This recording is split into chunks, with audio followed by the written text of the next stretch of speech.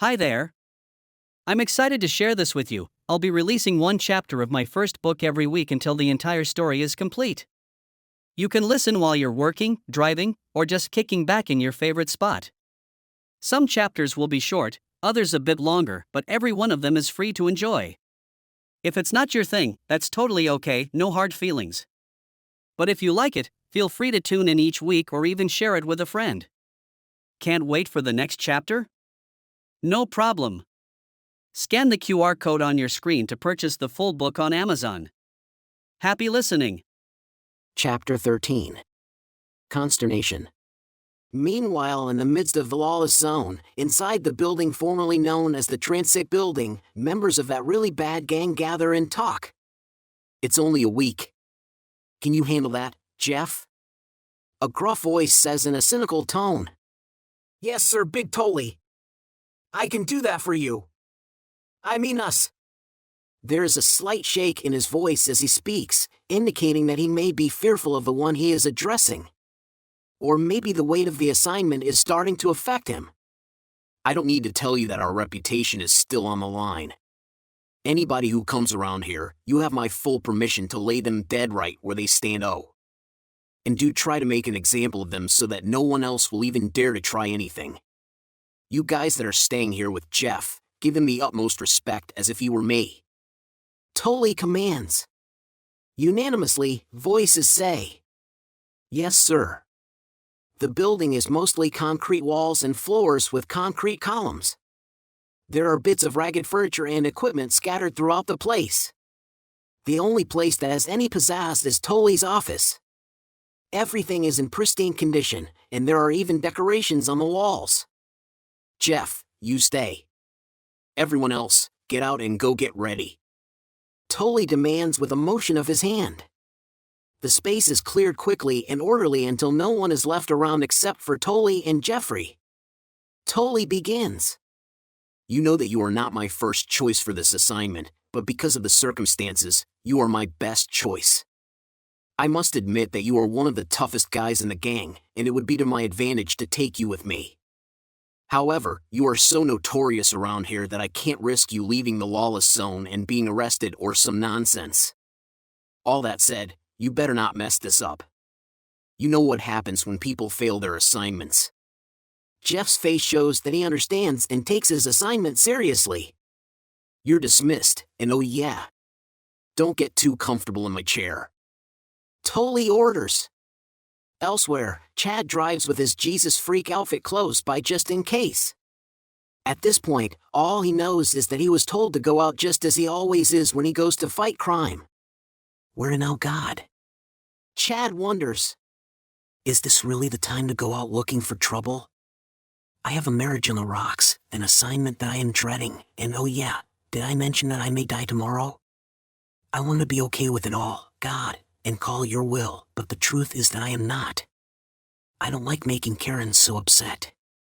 I was counting on you to run interference like you normally do and make her understand supernaturally. Chad reflects for a second, then audibly states, I was doing it all for you, God. Don't take my marriage from me. Even now, I am trying to trust you.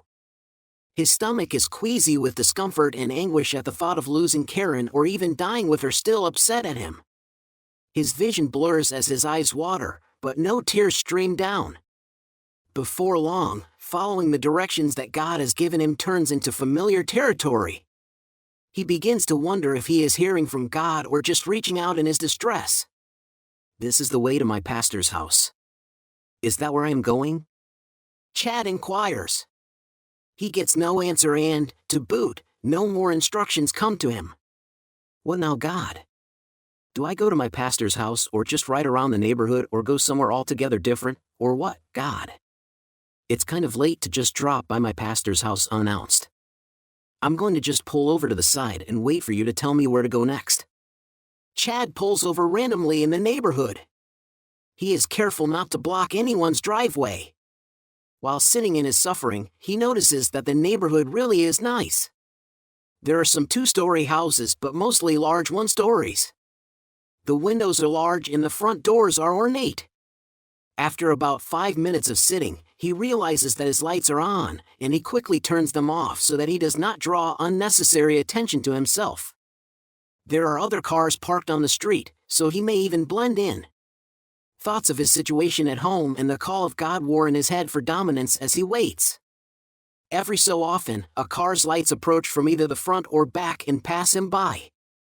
When he has some clear moments of thought, he wonders how long until God answers him. Headlights approach him from the rear again, but this time traveling slower than usual. Chad notices and looks to see what driveway they turn into. No signal comes on, and they never turn. The lights move slower and slower until they finally come to a stop just a little behind Chad. Chad becomes more alert and tries his best to assess the situation. He cannot tell the make or model of the car because lights in the darkness create a cloak of invisibility that hides the features. This may be where they usually park, and they are trying to figure out what to do now, he thinks. Surely they don't park there even if it is their house. They are blocking the driveway. Chad sits up fully and prepares to leave. He turns on the ignition and steps on the brake as he begins to put the car in gear. Suddenly, lights flash behind in bright blue and red colors, colors so light that they reflect off every glass surface in front of them. Then comes the spotlight aimed directly at Chad's side rearview mirror, further blinding him and making it almost impossible to see what is going on behind him. Surprisingly, he is okay. He knows it is the police, and a little nervousness exists, but for the most part, he knows that he is a law-abiding citizen with nothing to hide. He knows what's next, so he sits and waits for the officer to approach his window, and he rolls it down in anticipation. He hears the door shut behind him, and though he cannot see, he knows the officer is coming. I better get my license and registration, he thinks. As he reaches over the seat toward his glove compartment, he sees it, and chills run up his spine. There right before him was his Jesus-freak costume, folded up but exposed for anyone who dared to look. The officer is already on his way. Do I have time to hide it? I can't risk it. If he sees me hiding it, he might try to search the whole car. At the least I can hide the meteor cross under the clothes. Chad quickly covers the meteor cross with the clothes and reaches over toward the glove compartment for his registration. Thoughts rush into his brain. What if this is what Karen was saying? What if they are actually here to arrest me for being Jesus freak? There's the possibility that someone saw me get into the car after being in costume and told the police my license plate. They could be here specifically to arrest me. Karen was right. This is dangerous, Chad asserts in his mind. Sweat begins to form, and his unease turns into outright anxiousness. Even worse, he realizes that he is anxious, and that makes it all the more difficult. If he is too anxious, it will make the officer respond in curiosity. I must remember to act normal. First of all, get the registration before the cop gets here, Chad thinks. What are you reaching for, sir? The voice questions from just outside the vehicle. The officer's hand rests firmly on his sidearm as he speaks. He stops in his tracks as he is startled by the officer's presence. No trouble, officer. Chad quickly replies. I was trying to get my registration for you just in case you asked for it. Can I move now? Is it safe? Sure. The officer replies. Get your license and registration. I patrol this area and some of the neighbors were concerned about you being parked here. You wouldn't be waiting to break into any houses around here, would you? Chad is surprised by the upfront manner of the officer but does not let it affect the speed of his answer. No, sir. My pastor lives in the area, and I'm going through some stuff, so I was sitting here trying to figure out if I'm going to pay him a visit at this late hour or not. Chad hands the officer his license and registration.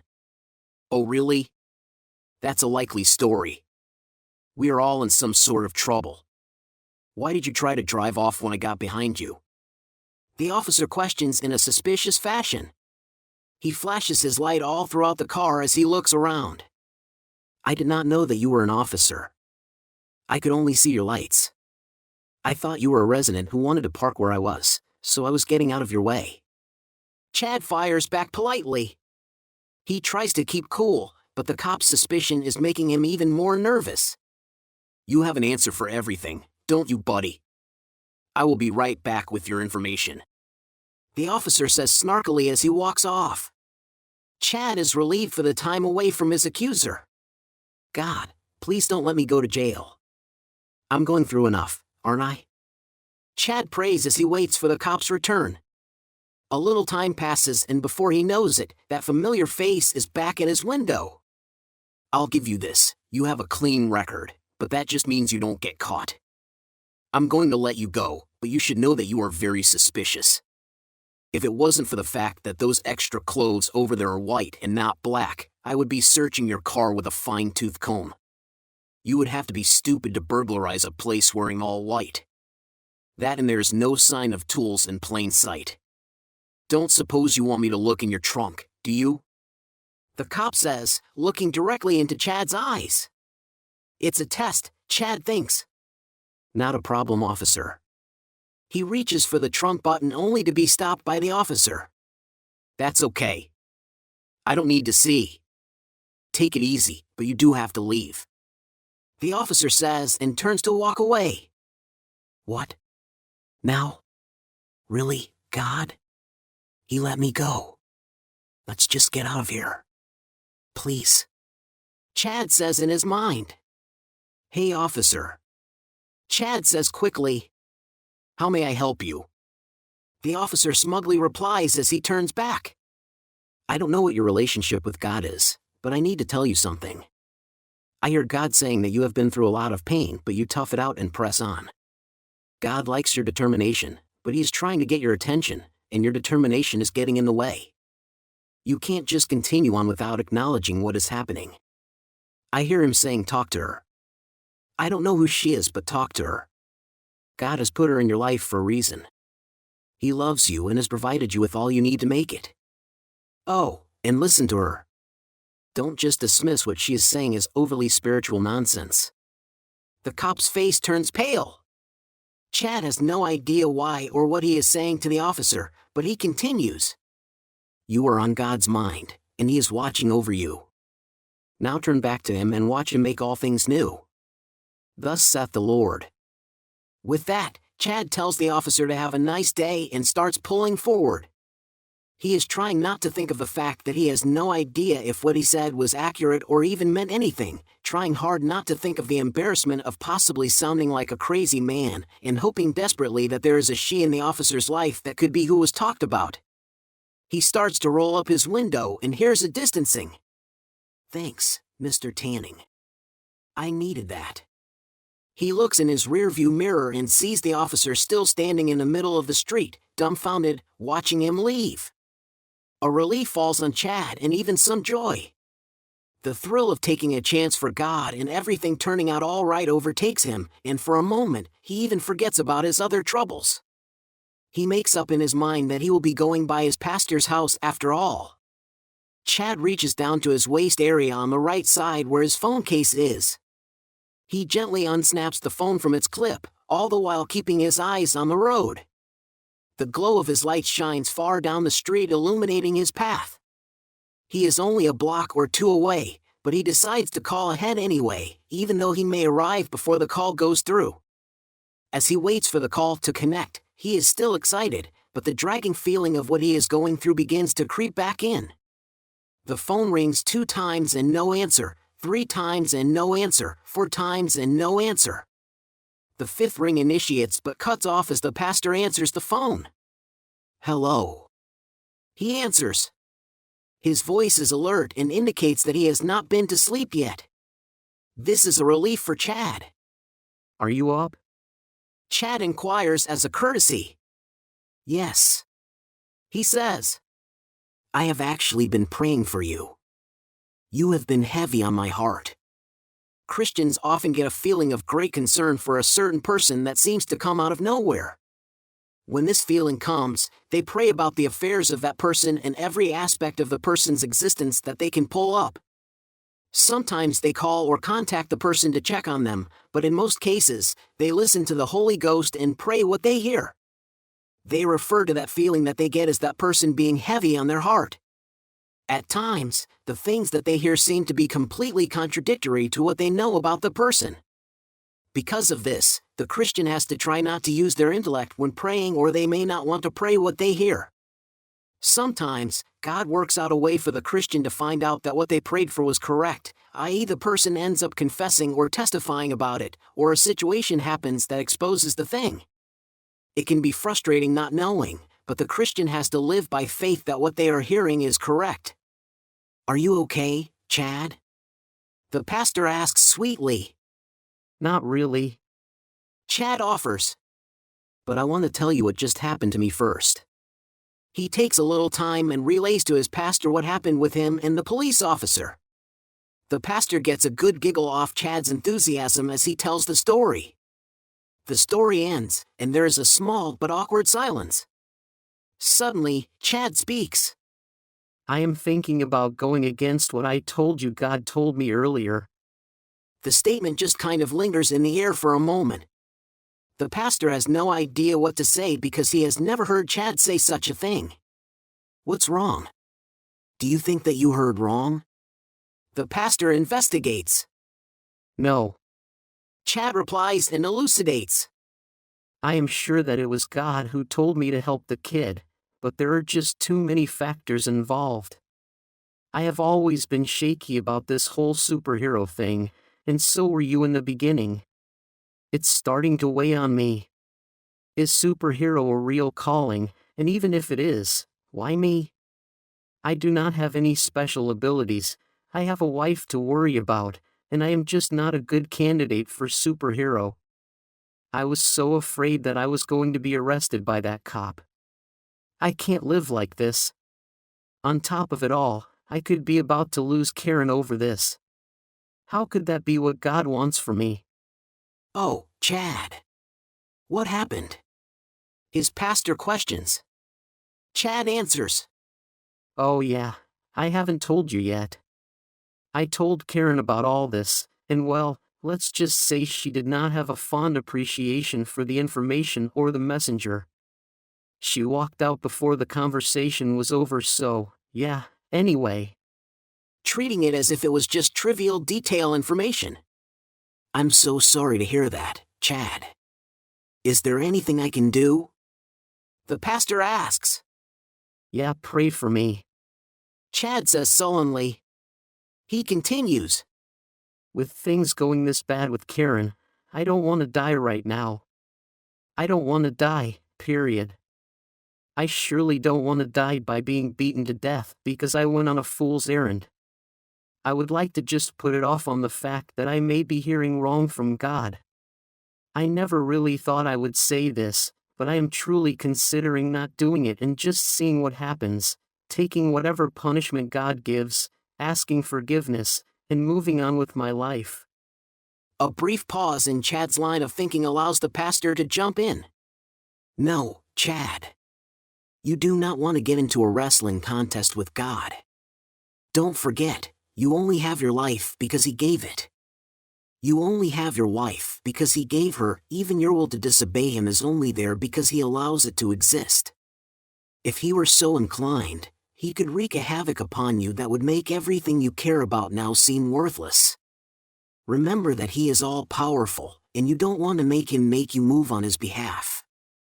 I bet you would be inspired to go get the guy if he broke into your home and hurt or killed Karen, but why should it come to that when you can just obey His voice out of choice? It reminds me of when Jonah ran from God's leading and was swallowed by a big fish, then taken to the very place God asked him to go in the first place. He did not have to get eaten by the fish, but he tried to run from God. You get what I'm saying, Chad? That's what I mean. It's not fair.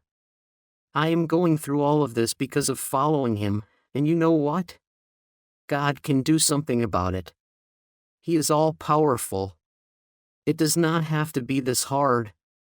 He can make Karen accept it. He can give me superpowers so that I have the advantage. He can stop requiring me to do this in the first place, but every time I ask, He says to do it. Chad explains.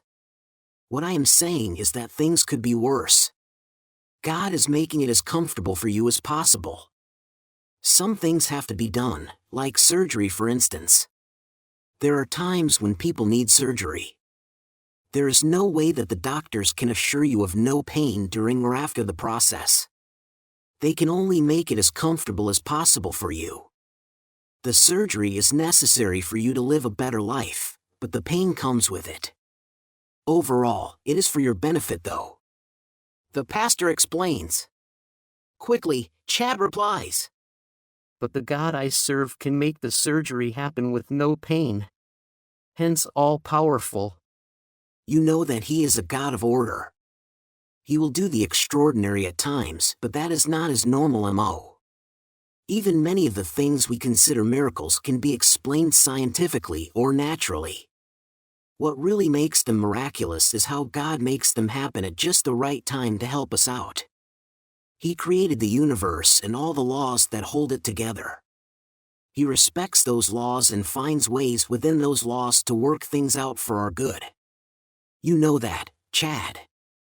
Trust and believe that as bad as it seems, he is doing this for you. God will deal with Karen.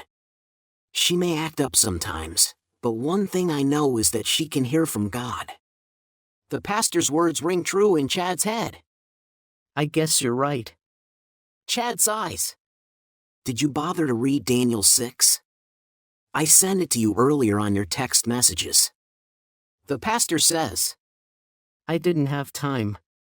It was close to the time where me and Karen were getting into it. But I was going to.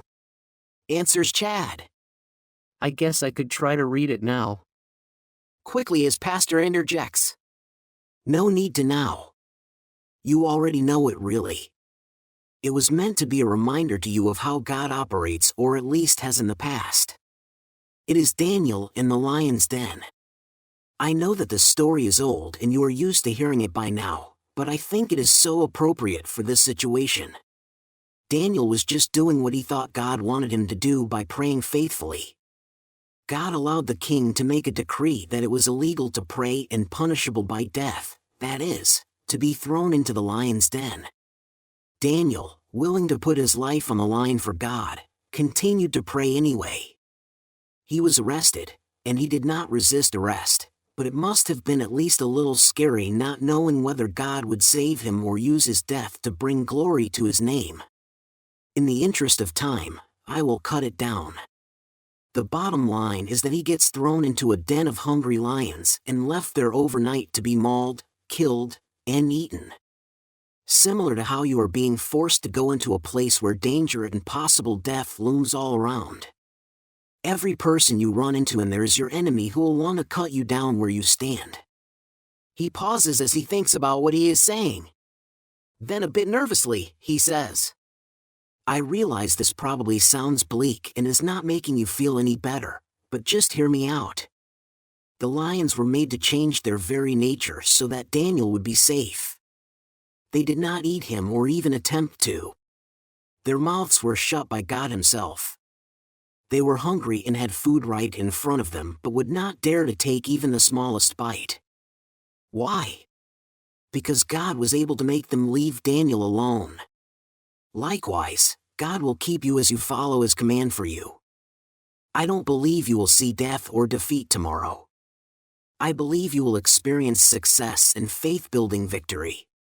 Chad can hear the smile on his pastor's face as he speaks with confidence and vigor. It is quite inspirational. And you know what? His pastor inquires rhetorically. When it was all said and done, he actually received a higher position in the kingdom than he previously had and more favor with the king. I am not sure how God will give increase to you being a hero, but I know he has a plan. I can't make the choice for you, but I think you should trust God and see what he has up his sleeves. It is all stuff that Chad knows, but somehow, he needs to hear it. He receives the encouragement he needs in order to continue the good fight. Thanks, I needed that, Pastor. Chad says. They say a few more things to one another and then end their conversation. Chad never actually lays eyes on his pastor, just the outside of his house. With his consternation eased by his newfound belief that God will show up and protect him, Chad begins to think of ways that he can show that he is confident, how to stand, talk, move fearlessly even if he is still nervous. With this newfound possibility of victory comes another thought that Chad never even knew he had. Of course I will win. Why would God let such a cold-blooded killer win against one of his own? This guy does not even deserve to live. Maybe I will just get rid of his filth altogether so no one else will have to lose a family member to him. Chad thinks. Pastor? Chad says in a way that both grabs his pastor's attention and lets him know that there is a shift in the conversation. Do you think that this guy deserves to die? The pastor is a little taken aback but immediately realizes where the conversation has gone. No, Chad. He says solemnly. But think of what the kid has suffered and how evil this guy must be to do such a thing. Chad. His pastor replies.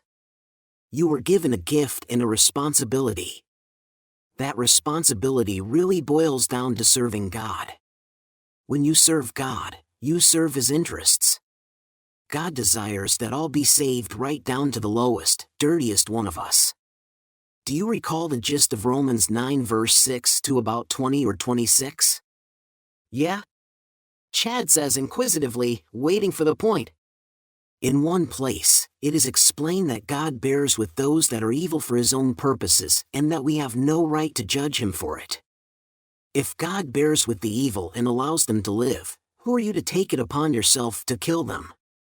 His pastor explains. You're right. I gotta get a hold of myself.